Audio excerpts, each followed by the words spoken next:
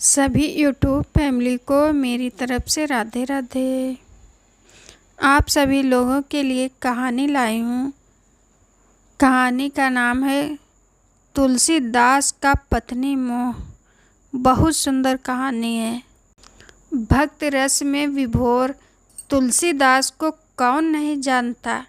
रामचरितमानस में राम के प्रति प्रेम, उनकी अनंत भक्ति को परिलक्षित करता है। हिंदी साहित्य के सिंध पुरुष गोस्वामी तुलसीदास जी का जन्म और जीवन दोनों ही अतिरोचक रहा है।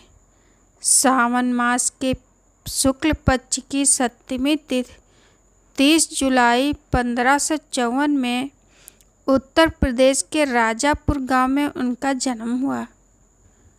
जन्म के दूसरे ही दिन उनकी माता हुलसी का देहांत हो गया।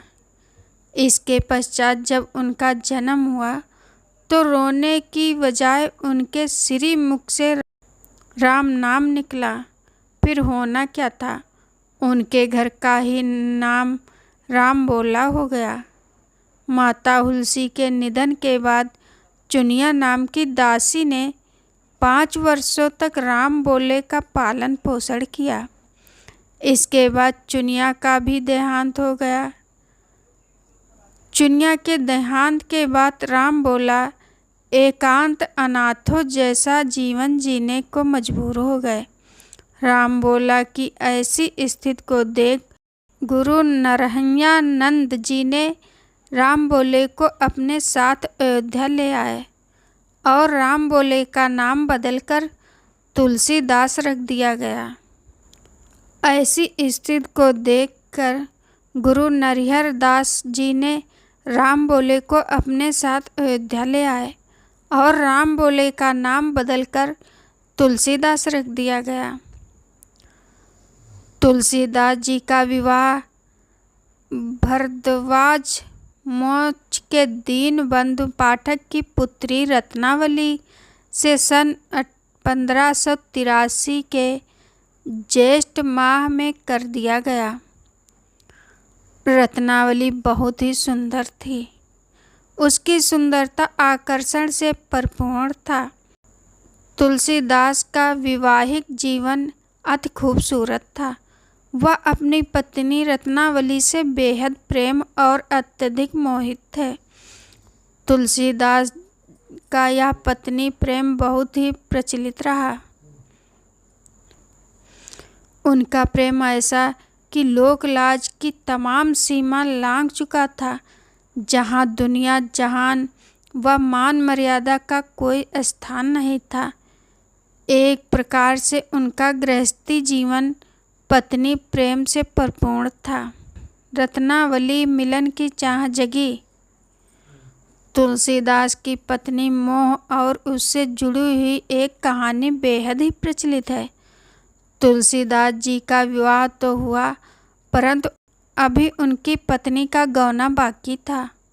ब्याह के बाद रत्नावली अपने बड़े भाई के साथ अपने मायके चली गई। इस प्रकार पत्नी का तुलसीदास से अलग होना तुलसीदास के लिए किसी वियोग से कम नहीं था। पत्नी से मिलन की चाह तुलसी की प्रतीक्षा का विध्वंस कर रहा था। एक दिन तुलसीदास का सब्र का बांध टूटा और वह रत्नावली से मिलने निकल पड़े। रत्नावली मिलन की चाह ऐसी कि तेज वर्षा और अंधेरी रात का सुध-बुध भी नहीं रहा। जब वह एक उपनती नदी के किनारे पहुँचे तो उनको एक लाश भी लकड़ी का लट्ठा दिखाई दे रहा था। शव को लट्ठा समझकर उपनती हुई नदी सहारे पार कर लिया। जब वे रत्नावली के घर के पास पहुँचे तो घर से सटा एक वृक्ष जिसमें एक सर्प लटक रहा था। उस समय एक सर्प भी उन्हें रस्सी दिखाई दे रहा था। वह सर्प को रस्सी समझकर ऊपर चढ़ गए। जब वह रत्नावली के कमरे में दाखिल हुए तब उनकी पत्नी उन्हें देख उन्हें लोक लाज की दुहाई देते हुए उन्हें जाने को कहा, परंतु तुलसीदास रत्नावली को अपने साथ चलने के लिए निरंतर आग्रह करते रहे। बाद में रत्नावली बेहद क्रोधित मन से धिक्कारते हुए बोली तो उनकी पत्नी ने क्या कहा, अस्थि चरम मैं देह या तासो ऐसी प्रीत, नेक जो होती राम से तो काहे भवभीत। अर्थात कि तुम मेरे इस हड्डी मांस के शरीर के प्रति जितना तुम्हारा प्रेम है उसका आधा भी स्नेह तुम्हारा प्रभु राम के लिए होता तो तुम भवसागर पार कर लेते। तुलसीदास की इस प्रकार से अवहेलना ने उनकी दशा और दिशा दोनों ही बदल कर रख दी। इस अवहेलना के तत्पश्चात वह प्रभु श्री राम की भक्ति में ऐसे लीन हुए कि वह प्रभु राम के ही हो गए। प्यारे दोस्तों, पत्नी का धिक्कार प्रभु से मिलना सार कहते हैं कि किसी सिद्ध पुरुष के पीछे किसी स्त्री का बहुत बड़ा हाथ होता है। यह बातें ठीक तुलसीदास के ऊपर बैठता है। पत्नी द्वारा लज्जित होने के बाद तुलसीदास को ज्ञान की प्राप्ति हुई। लज्जित होने का परिणाम तुलसीदास की कामयाबी को दर्शाता है। उनके द्वारा रचित बांधों की संख्या 39 बताई जाती है, जिसमें सबसे बड़ा रामचरितमानस विश्वविख्यात बद्ध है, विश्वविख्यात ग्रंथ है। रामचरित जैसे महाकाव्य की रचना के लिए पूर्ण विश्व तुलसीदास का लोहा मानता है। पत्नी के कड़वे बोल ने प्रभु श्री राम से मिलन कराया। एक पौराणिक मान्यता के अनुसार जब गंगा नदी से नहाकर तुलसीदास बाहर आते थे तब वे अपने साथ एक लोटा जल भरकर लाते थे और वहाँ एक वृक्ष के नीचे डाल दिया करते थे, जिस पर एक प्रेत निवास करता था।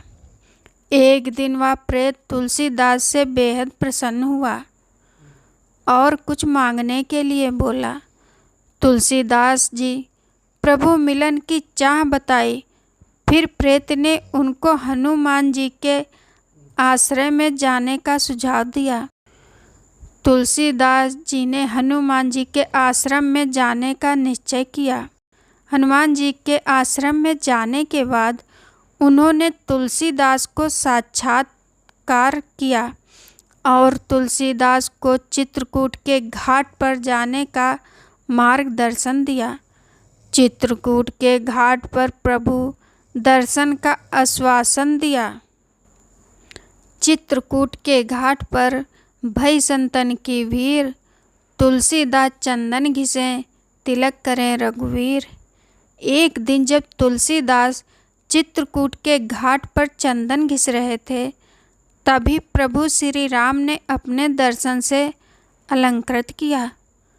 यह एक पत्नी के द्वारा लज्जा का परिणाम ही था जो तुलसीदास को प्रभु से मिलन हुआ। पत्नी प्रेम से मिली सफलता। तुलसीदास की पत्नी प्रेम ने प्रभु राम से मिलन कराने का कार्य किया। रामचरितमानस व अन्य महाकाव्य की रचना के लिए प्रेरित भी किया। तुलसीदास ब्रज और अवधी भाषा में विविध प्रकार के दोहे चौपाई विद्या का उपयोग करते हुए उन्होंने गीतावली, दोहावली और कवितावली की भी रचना की। उनके अन्य महान रचनाओं में बरवे रामायण, पार्वती मंगल, जानकी मंगल, हनुमान चालीसा, संकट मोचन, हनुमान नाटक की रचनाएं एक स्त्री के कारण मिलने वाली सफलता का प्रमाण देता है। नारी को लेकर तुलसीदास के विचार। तुलसीदास द्वारा रचित एक दोहा। ढोल गंवार शुद्ध पशु नारी, सकल तांडन के अधिकारी। इस दोहे को लेकर अलग अलग विचारकों मतभेद हैं। सकल ताड़ना और सकल तारण को लेकर कड़े विद्वानों में मतभेद पड़ते हैं। कई विद्वान ताड़ना को दया भाव मानते हैं, तो वहीं कुछ विचारक ताड़ना शब्द को कष्ट पीड़ा पहुँचाने की दृष्टि से देखते हैं। नारी के प्रति गोस्वामी तुलसीदास का विचार अन्य दोहे से भी स्पष्ट होता है, जैसे कि जननी सम जानहि पर नारी, तिनके मन शुभ सदन तुम्हारे। अर्थात जो पुरुष अपनी पत्नी के अलावा किसी और स्त्री को अपने माँ बहन जैसा समझता है, उसके हृदय में प्रभु निवास करते हैं। जो पुरुष अन्य स्त्री के साथ संबंध स्थापित करते हैं, वह पाप के भागी बनते हैं और उससे ईश्वर विमुख हो जाते हैं। धीरज धर्म मित्र अरु नारी, आपद काल परखिए चारी। इस दोहे का अर्थ है कि धीरज धर्म मित्र और पत्नी की परीक्षा विपद काल के समय में ही की जाती है। मनुष्य के अच्छे समय में तो हर कोई साथ देता है, परंतु जो विपद के समय में आपके साथ है, वही आपका सबसे बड़ा साथी है। तुलसीदास के इस प्रकार के तमाम दोहे नारी सम्मान को दर्शाता है। तुलसीदास का अंतिम समय श्री प्रभु की वंदना में लगा रहा। सन 1623 सावन मास के महीने में वाराणसी के 80 घाट पर गंगा नदी के किनारे उनकी आत्मा परमात्मा में विलीन हो गई। प्यारे दोस्तों, आप सभी लोगों को ये कहानी कैसी लगी? अगर पसंद आई हो तो लाइक, कमेंट, सब्सक्राइब ज़रूर करें। धन्यवाद।